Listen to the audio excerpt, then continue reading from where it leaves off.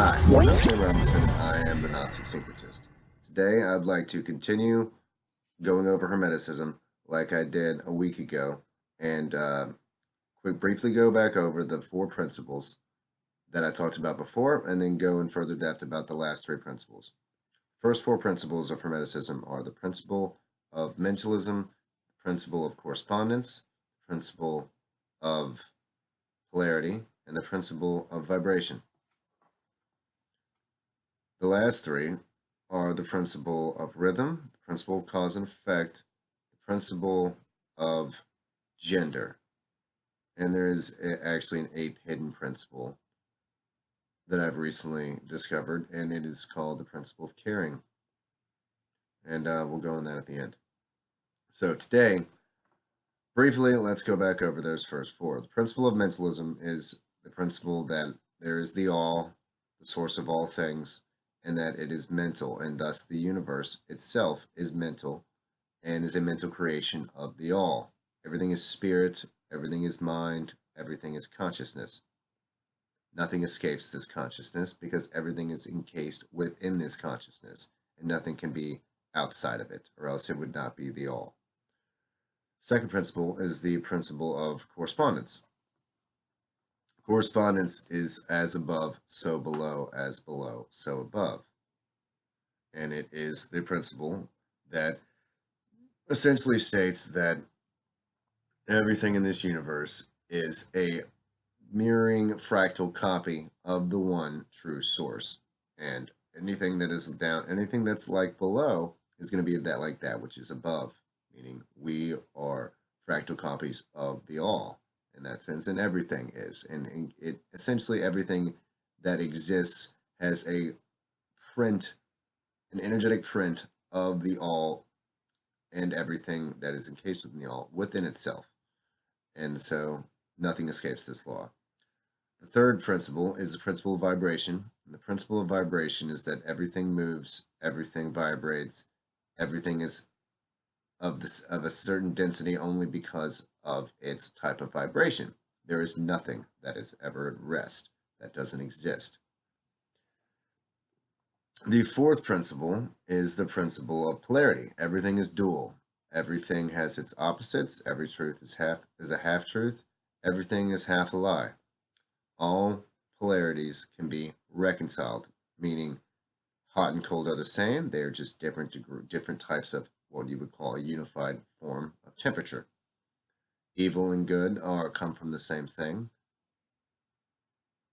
and essentially every opposite is of the same degree and of the same spiritual essence of its counter opposite, and they are not actually.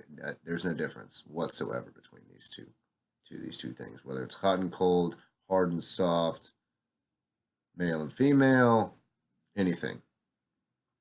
All right, so let's go into the final three principles. The final three principles are the principle of rhythm. That is the great fifth Hermetic principle, and it is specifically, let me quote something from the Kybalion here. Everything flows out and in. Everything has its tides. All things rise and fall. The pendulum swing manifests in everything. The measure of the swing to the right is the measure of the swing to the left. The rhythm compensates. End quote. The Kybalion.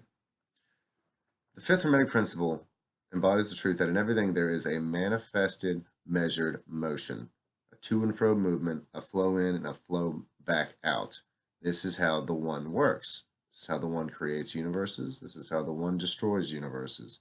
This is how every mental vibration in the universe actually plays out. There is a measured to and fro, just like a pendulum.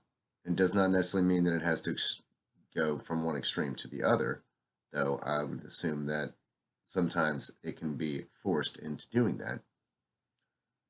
At the same time, there is an ebb and flow like a tide. Things go this way, and then things go that way.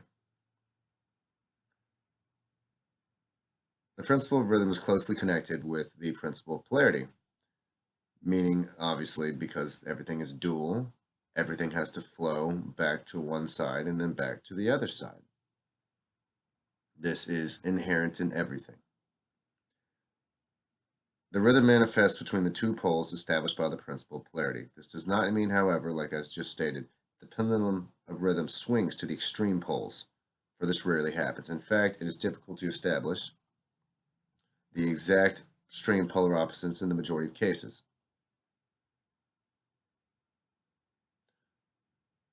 Yet, inevitably, the pendulum never stops. It is always toward one pole or the other. And this is the case when anything manifests. And after things have manifested, this principle continues to happen. It never stops. It never ceases. And this does not mean that you should despair and that you are inevitably going to have fits of mood going back and forth. This will help you understand why you have fits of mood and how you can eventually, according to the laws, neutralize this through mental transmutation. Essentially, there are two planes of this mental phenomenon manifesting, and it's the higher and lower planes of consciousness.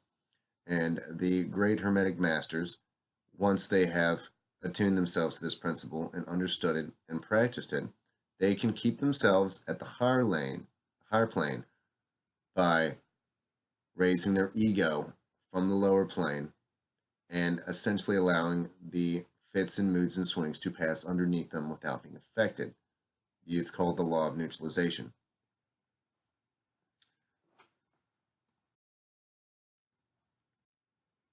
The law of neutralization essentially states that once you've gained a mastery over this principle, you can use your will to allow things to not affect you. You don't have to be affected by your mood swings. That is an energetic change within your body, and you don't have to allow this to occur if you train hard enough.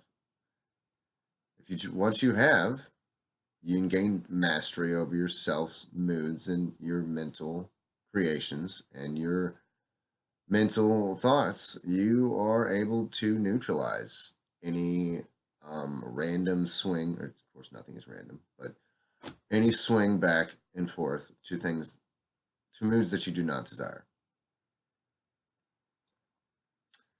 The principle of rhythm is ever evident in mental phenomenon. Still, there are two planes of manifestation so far as the mental phenomenon has occurred. They are the two general planes of consciousness, the lower and the higher, the understanding of which enables them to rise to the higher plane and thus escape the swing of the rhythmic pendulum which manifests on the lower plane. In other words, the swing of the pendulum occurred on the unconscious plane and the consciousness was not affected by the swing. This they call the law of neutralization. This is straight out of the Kabbalion. Its operation consists in the raising of the ego above the vibrations of the unconscious plane of mental activity. The negative swing of the pendulum is not manifested in consciousness and therefore you are not affected. It is akin to rising above a thing and letting it pass beneath you. The Hermetic master or advanced student polarizes himself at the desired pole and by a process akin to refusing to participate in the backward swing, or if you prefer, a denial of its influence over him, he stands firm in his polarized position and allows the mental pendulum to swing back along the unconscious plane.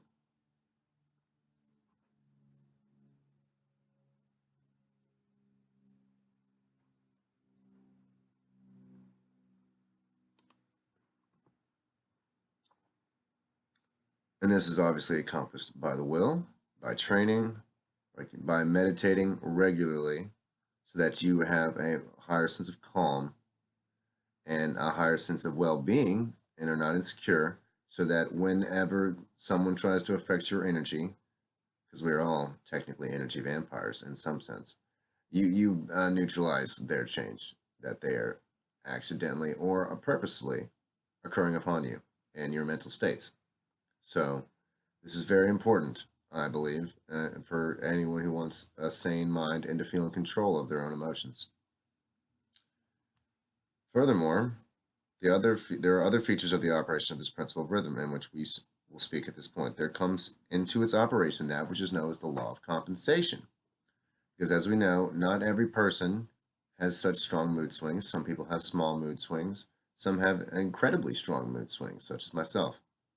And there will be a compensation, meaning if you are prone to feeling great highs, you'll be prone to feeling great lows. If you are prone to feeling very little highs and very little lows, the swing will compensate and you won't be quite as affected. Then again, you won't be able to feel those amazing feelings of happiness or the horrible feelings of depression. It goes both ways. It depends on who you want to be, who you are, not who you want to be, sorry, who you are and how you function. Because not everybody functions the exact same way, even though we're all affected by the same principles. Law of compensation is that the swing in one direction determines the swing in the opposite direction, or to the opposite pole. The one balances or counterbalances the other. On the physical plane, we've seen many examples of this law. The pendulum of the clock swings a certain distance to the right and an equal distance to the left. The seasons are balanced. The moon and the sun rise and fall in a seemingly perfect equilibrium. The seasons come around. Molecules and atoms go from one pole to the other, back and forth and back and forth, going across the planes of polarity and the manifestations of polarity without ever staying to one polarity. This is how you can obviously see how there are swings in the political parties since the 90s, going from left to right to left to right, and then back left, and then back right again. The Hermeticists carries it still further. They teach that a man's mental states are the subject to the same law. Like I stated, the man who enjoys keenly is subject to keen suffering, while he who feels but little pain is capable of feeling but little joy. The pig suffers but little mentally and enjoys but little. He is compensated. On the other hand, there are other animals who enjoy keenly, but whose nervous organism and temperament cause them to suffer exquisite degrees of pain, and so it is with man. There are temperatures which permit of but low degrees of enjoyment and equally low degrees of suffering, while there are others who permit the most intense enjoyment but also the most intense suffering. The rule is that the capacity for pain and pleasure in each individual are balanced. The law of compensation is in full operation here.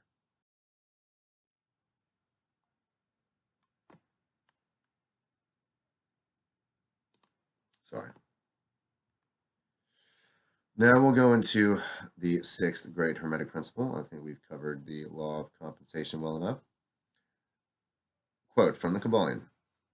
Every cause has its effect, every effect has its cause. Everything happens according to the law. Chance is but a name for a law not recognized. There are many planes of causation, but nothing escapes the law. The great sixth Hermetic principle embodies the truth that the law pervades the universe. While it may seem to be that there is chance, there is no chance. There are simply multiple planes of existence, and the occurrence may happen in a higher plane and then affects it on our plane, which is called the plane of effects. So if you really believe in chance, it really does not actually exist, because chance would be something superior in effect to the all and outside of its laws, and there's nothing outside of its laws. The law pervades the universe. Nothing happens by chance. Chance is merely a term indicating a cause existing but not recognized or perceived. The phenomenon is continuous, without break or exception. The principle of cause and effect underlies all scientific thought, ancient and modern, and was enunciated by the Hermetic teachers in the earliest days. While many and varied disputes between the many schools of thought have since arisen, these disputes have been principally upon the details of the operation of the principle and not whether the principle actually exists at all. A little consideration will show that there is in reality no such thing as pure chance, as I was stating earlier. Because if there was, what would be causing this? This would be outside the laws of the all, and there are no laws outside the laws of the all. There is nothing outside of the all, or else it would be superior to the all, and it would not be the all. The all is the law unto itself. There is no room in the universe for something outside of and independent of the law. The existence of something would render all natural laws ineffective and would plunge the universe into chaotic disorder and lawlessness. So essentially, I'm sorry to state that even in gambling, what you think is chance must also be affected by this law. So sorry to all you gamblers who think that luck is on your side. It's really not about luck.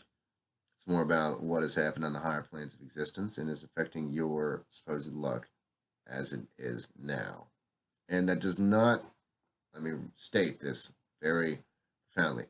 This does not mean that every time that something occurs, you see its immediate effect. Its effect may take a long time to occur.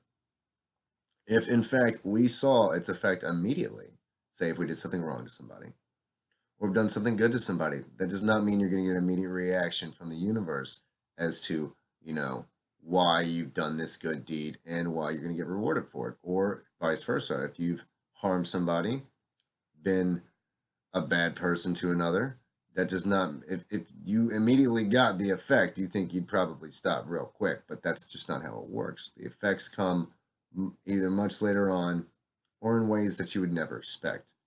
The laws do not work based on the human imagination. They work based on the all's imagination and its mental states. And since we can't understand them, try very hard to understand why this occurs. This does not mean that we cannot gain an understanding of how they occur and on what planes the effects are being caused upon and how they then affect the actual plane of effects that we are on. Humanity must get to a point where we realize this, or we will never progress, in my opinion. Some confusion has arisen in the minds of persons considering the principle, from the fact that they are unable to explain how one thing could cause another thing, that is, by the creator of the second thing. As a matter of fact, no thing ever causes or creates another thing. Cause and effect deals merely with events. An event is that which comes, arrives, or happens as a result of consequent of some preceding event.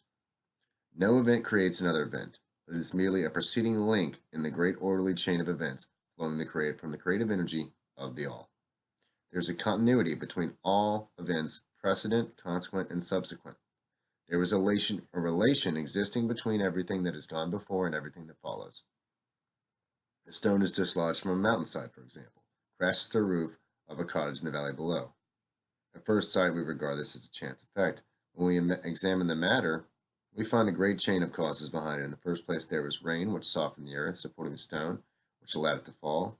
Then back of that was the influence of the sun or other rains, etc., which gradually disintegrated the piece of rock from a larger piece. Then there was the causes which led to the formation of the mountain and its upheaval by convulsions of nature, and so on to ad infinitum. Then we might follow up the causes behind the rain, etc. Then we might consider the existence of the roof. In short, we would soon find ourselves involved in a mesh of cause and effect, which we would soon strive to extricate ourselves because it would become so complicated. You see what I'm trying to get at here and what the book's trying to get at. You can sit there and delve deep down into all the different causes that may have caused that single rock to go through your roof, or that tornado to rip through your house, or that hurricane to wipe out your property on the coastline. But there was always a preceding effect. Nothing is random. Nothing can be random. Now let me go finally to the last principle, the principle of gender. This one is going to be maybe somewhat more difficult for some people to understand. But if you think really hard about it, it makes a lot of sense. Now, let me quote from the Kabbalion. I like these little aphorisms in the beginning, and so let me read this one. Gender is in everything. Everything has its masculine and feminine principles. Gender manifests on all planes. The Kabbalion. The great seventh Hermetic principle, the principle of gender, embodies the truth that there is gender manifested in everything. And I, for one, believe that this has to do with the principle of polarity, because that everything has its masculine and feminine principles is ever present in an active phenomena in the mental, spiritual, and physical realm, down to the smallest, tiniest atom. Everything is about attraction in the atoms between male and female, protons, neutrons, and electrons, deciding whether they're going to be attracted or repelled towards the opposite sex of that atom, essentially. At this point, we think it's well to call attention to the fact that gender in its Hermetic sense and sex in the ordinarily accepted use of the terms are not the same thing. That's why I said some people might get confused by this. The word gender is derived from the Latin root meaning to beget, to procreate, to generate, to create, or to produce. Now let that sink in for just a moment. A moment's consideration will show you that the word has a much broader, more general meaning than the term of sex, whether I have male genitalia or we have female genitalia. It goes far beyond these concepts. The latter referring to the physical distinctions between male and female living things, sex is merely a manifestation of the gender principle on the physical plane. Just imagine that you may have met a guy or a girl that leans more towards the masculine or more towards the feminine in terms of their characteristics and mental states. I am one of those people. I'm clearly male, yet often I've been accused of having a bunch of feminine sides to my personality, which I relish actually because it allows me to be more in touch with my emotions, while other people clearly suffer from this fact as males and don't know why they have spontaneous outbursts of emotion because they will not cathartically rid themselves of them as they come about. Meaning there is an energetic buildup which causes an eventual release that is probably going to be explosive or detrimental to their health or detrimental to the ones around them. We wish to impress this distinction upon your minds for the reason that certain writers who have acquired a smattering of Hermetic philosophy have sought to identify the seventh principle with wild and fanciful and often reprehensible theories and teachings regarding sex. The office of gender is solely that of creating, producing, and generating. And its manifestations are visible in every plane of phenomena. It is somewhat difficult to produce proofs of these along scientific lines for the reason that science has not yet recognized the principle as of universal application. But if you think about it, it actually really makes a lot of sense. The lattice word of science is that the atom is composed of a multitude of corpuscles, electrons, or ions, revolving around each other and vibrating at a high degree of intensity. But the accompanying statement is made that the formation of the atom is really due to the clustering of negative corpuscles around a positive one, the positive corpuscles seeming to exert a certain influence upon the negative corpuscles, causing the latter to assume certain combinations and thus create or generate another atom. This is in line with the most ancient Hermetic teachings, which have always identified the masculine principle of gender with the positive and the feminine with the negative poles of electricity. And this does not mean negative in the bad sense and positive in a good sense. It just has to do with energy and electricity. It's about positively charged and negatively charged. It has nothing to do with good or bad, evil or non-evil. Don't think of it in those terms. The public mind has formed an entirely erroneous impression regarding the qualities of the so-called negative pole of electrified or magnetized matter, like I was just stating. The terms positive and negative are very wrongly applied to this phenomenon by science. The word positive means something real and strong and compared with a negative, unreality or weakness. Nothing is further from the real facts of electrical phenomena. The so-called negative pole of the battery is really the pole in and by which the generation or production of new forms and energies is manifested. For all you women out there, we thank you. Because without you, we couldn't generate anything. There is nothing negative about it. The scientific authorities now use the word cathode in place of negative. The word cathode coming from the Greek root meaning descent, the path of generation. From the cathode pole emerges a swarm of electrons or corpuscles. From the same pole emerge those wonderful rays which have revolutionized scientific concepts during the past decade. The cathode pole is the mother of all the strange phenomena which have rendered useless the old textbooks, which have caused many long accepted theories to be relegated to the scrap pile of scientific speculation. So, essentially, without the mother cathode, without this pole of generative power, we would never be able to go further along our scientific developments and understand the varied phenomenon that we have a hard time understanding, because it allows for the generation of new ideas, generation of new concepts, new experiments, new reactions.